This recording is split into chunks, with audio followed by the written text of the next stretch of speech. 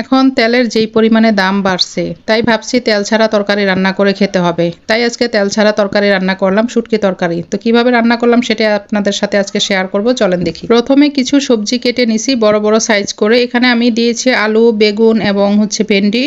তো সবজিগুলো কেটে সুন্দর করে ধুয়ে পরিষ্কার করে এই যে আমি পাতিলে দিয়ে দিছি। আপনাদের হাতের কাছে যে যে ধরনের সবজি থাকে সব ধরনের সবজি দিয়ে কিন্তু এটা রান্না করতে পারবেন। তো সুন্দর করে ধুয়ে আমি পাতিলে দিয়ে দিছি। তারপরে একটু লবণ, একটু হলুদ আর ঝাল পরিমাণ করে দিবেন, যে যেরকম ঝাল খাবেন। তো আমি আমার পরিমাণ মতো যে মরিচের গুঁড়া দিয়ে দিচ্ছি আর একটু রসুন দিব। তো এইভাবে দিয়ে একটু সামান্য একটু পরিমাণে পানি দিয়ে তারপরে ঢাকনা দিয়ে ঢেকে দিব। তো এই যে দেখেন, এই যে এভাবে রান্নাটা কিন্তু খুব ঝটপট হয়ে যায় আর খেতে খুবই ভালো লাগে। আর এই শুটকি তরকারিটা কিন্তু আমি খেয়েছি আমার শ্বশুর বাড়িতে। তো এই যে দেখেন, এখানে আমি বাঁশপাতা শুটকি দিয়েছি, বড় বড় সাইজের 4টা শুটকি দিয়ে দিয়েছি, কারণ এটা একটু শুটকিটা বেশি পরিমাণে দিলে ভালো লাগে খেতে। তো এই যে আমার দেখেন বলক চলে আসছে। তো এখানে আমি একটু নেড়ে চেড়ে দিয়ে ঢাকনাটা দিয়ে দিব। আমার শ্বশুরবাড়ির এলাকার মানুষেরা অনেক বেশি শুটকি পছন্দ করে, আর সব শুটকির মধ্যে এই বাঁশপাতা শুটকিটাই ওরা বেশি খায়। তো তরকারি রান্না করেও খায় এবং ভর্তা করেও খায়। তো আমি ওখান থেকে এই রান্নাটা শিখেছি বা শুটকি খাওয়াটাও শিখেছি। আমি আগে ততটা শুটকি খেতাম না বা পছন্দ করতাম না, তবে এই শুটকিটা মানে খুবই ভালো লাগে। এটা ভর্তা করলেও ভালো লাগে বা তরকারি রান্নাতে দিলেও ভালো লাগে। তো আমি বাজার থেকে এই শুটকিটাই বেশি আনি। তো এই যে অনেক দিন পরে কিন্তু এই শুটকি তরকারিটা রান্না করতেছি ঠিক তাদের মতো করে। রান্নার এক পর্যায়ে যখন শুটকিগুলা গলে যায় তখন কিন্তু কাঁটাগুলো আস্তা থাকে, সেই কাঁটাগুলো আমি একটু বেছে বেছে ফেলে দিছি, কারণ এটা ফেলে দিলে খাওয়ার সময় ততটা কাঁটা বোঝা যায় না।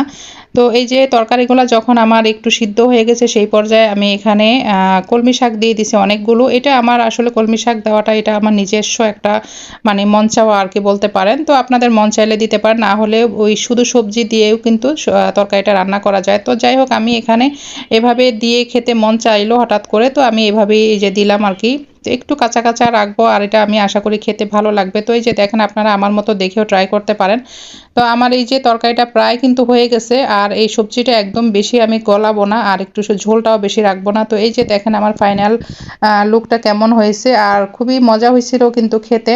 তো এই যে এখন আমি ভাতের সাথে দিয়ে খাবো। আর দুপুরবেলা এই শুটকি তরকারি হলে কিন্তু খুবই ভালো লাগে খেতে। আমি সাথে একটা মাছ ভাজা করে নিয়েছি, আর গরম ভাতের সাথে মাছ ভাজা আর শুটকি তরকারি আমার এটাই চলে, আর কিছুই লাগবে না। তো এই যে দেখেন আমি ভাত নিয়ে নিয়েছি, আর এই খাবারগুলো আসলে খুবই ভালো লাগে এবং পেট ভরে তৃপ্তি সহকারে কিন্তু খাওয়া যায়। আর আজকে বাসায় তেমন কেউ ছিল না বলে এই হালকা রান্না করেছি, আর এই হালকা রান্না দিয়ে কিন্তু আমার খাওয়া হয়ে যাবে। পোলাও, মাংস, বিরিয়ানি এগুলো আমার তেমন একটা পছন্দ না, আর এগুলো আমি বেশি খেতেও পারি না। আর এই সাধারণ খাবার শুটকি তরকারি, শাক ভাজি, ভর্তা এই টাইপের জিনিসগুলো আমার বেশি পছন্দ, আর এগুলো দিয়ে আমি ভাত খেতে পছন্দ করি। আর আজকে বাসায় তেমন কেউ নাই বলে আমি একা একা খাবার খাচ্ছি, এখানে বিছানার মধ্যে খাবার খাচ্ছি আর টিভি দেখছি। টিভি দেখতে দেখতে খাবার খেতে আমার ভালো লাগে। যখন আমি একা একা ভাত খাই তখন আমি এভাবেই খাই, আর যখন সবার সাথে খাই তখন ডাইনিং টেবিলে বসে খেতে হয়। তো আজকের ব্লগটা কেমন লাগছে অবশ্যই কমেন্ট করে জানাবেন। যদি ভালো লেগে থাকে তাহলে লাইক, কমেন্ট এবং শেয়ার করতে ভুলবেন না। আল্লাহ হাফেজ।